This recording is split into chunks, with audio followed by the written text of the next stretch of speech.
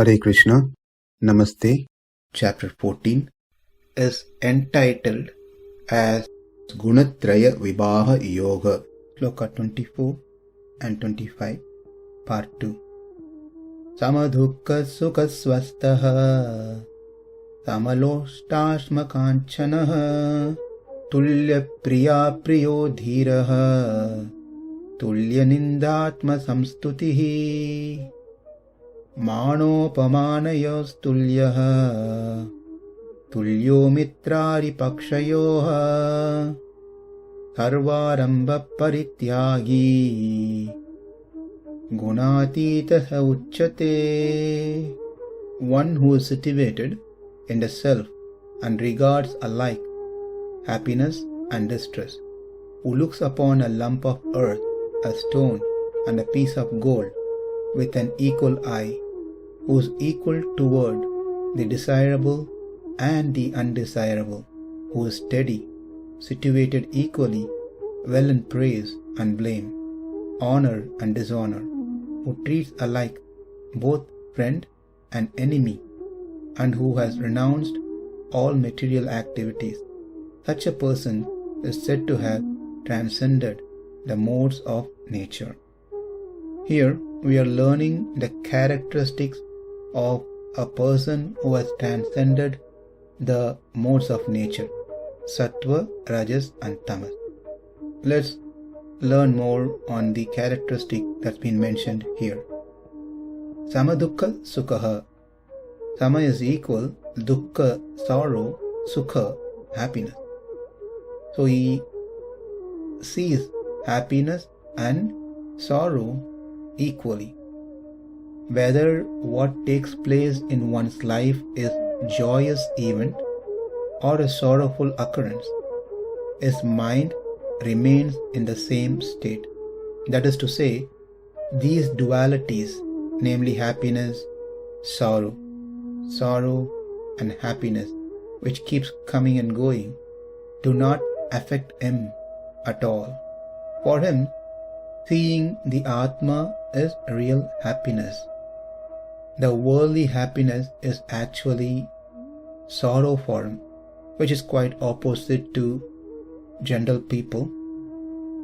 For us, worldly pleasures brings happiness, and anything to do with Atma, Paramatma, any spiritual things brings us pain. Because of our conditioning, we think worldly pleasures are nectar and spiritual pleasure is poisonous, because people think that the worldly pleasures will be taken away. This is something to be noted. We get excited when something good happens and equally become saddened when bad things happen. Say, after long waiting for several years, one gets a son, or when one gets the fortune, he becomes uncontrollably joyful. Or when one's dear spouse dies, or loss of wealth, one becomes depressed. Whereas the guṇātītaḥ in either cases will not jump up and down out of joy when he gets a son or gets a great fortune. Likewise, he doesn't put his head down in sorrow when he loses his wife or wealth. Let's understand how we consider something to be joyful and how we categorize something to be sorrowful. Our joy is based on those things that we consider to be favorable, and our sorrow is similarly based on those things that we consider to be unfavorable. We neither want unfavorable events to occur in our lives or our liked ones, nor we want to lose favorable things in our lives.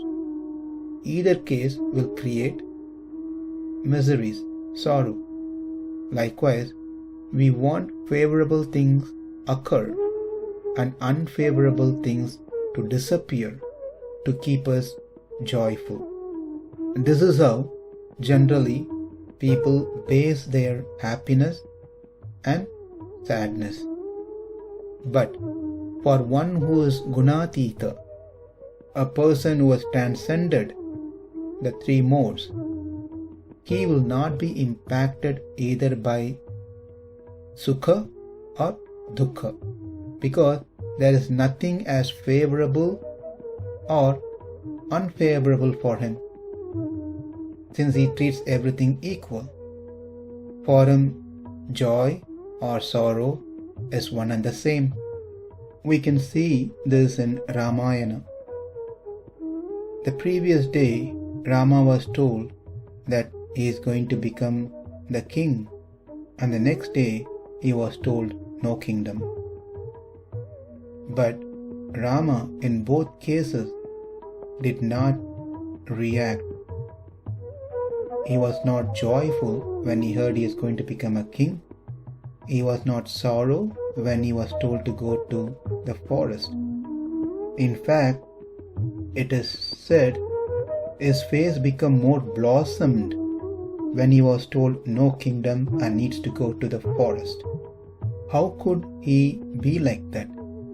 How can one be like that? That is because that person is sva-sthaḥ. His mind is established in his own self. For him, his Atma is his only object of focus and love. Occurrences that are unrelated to his Atma, such as birth, death, disease, old age, etc., either to himself, his body, or to his family members, friends, relatives, whomever he is connected to, do not generate sorrow in him. Similarly, achievements of children, marriage, new house, new vehicle, etc., does not generate happiness in him, because none of these things are related to Atma. It's all in connection to body only. Putrādi janma maranādi sukha-duḥkha-yoḥ sama-chittha. By getting a son, having a beautiful wife, wonderful children, grandchildren, etc., he is not affected by any of these things. He doesn't derive happiness from these things. When grandparents, parents, relatives, the loved ones, they fall sick or die, he is not impacted by dukkham. In both these situations, he has sama-buddhi. How did he become like this? This is an important question that most of us would have. He realizes that he can't change things around him, but he can change the way he reacts to the happenings. He knows that he can't stop death, people dying in front of him. He can't stop diseases which comes one after the other, like that. Therefore, what is the value in lamenting for something that we don't have control of? Let's understand this by asking a question to ourselves. Do I have a problem? If answer is no, then why worry? Second scenario. Do I have a problem? If the answer is yes, then the second question, follow-up question is, can I do anything about it? If the answer is no, then why worry? I can't fix it or do anything anyways, why we want to sit on a rocking chair and keep worrying about that which we cannot fix? As a rocking chair doesn't take us anywhere, it's just a rock. Worrying about the problems that we have no control of takes us nowhere. If the answer is yes, that is, I have a problem, I can do something about it, then why worry? If I can do something to fix the problem, then there is no need for me to worry. We just have to keep moving. So in any case, there's nothing that we need to worry about. But if we get affected and worry, such things will simply take our time off from most of the important things that we need to do in our life, namely service to the Lord. It takes our time away from ourselves. Instead of simply worrying of things that we don't have control, we might as well do our services, do our duty, and progress towards perfection. One becomes in a panic state if they worry too much and may start making mistakes in anything that they try to do. When one understands this completely, they will not be affected by happiness or sorrow. When they hear someone is not well, something has happened to someone, they will not panic and freeze from all their responsibilities and duty. There is a general idea among people that for sukham, happiness, to be happy, one needs to make some effort, work hard to become happier. Whereas dukkham, the miseries, comes without our effort. That means no one works hard to suffer. But that's not fully right.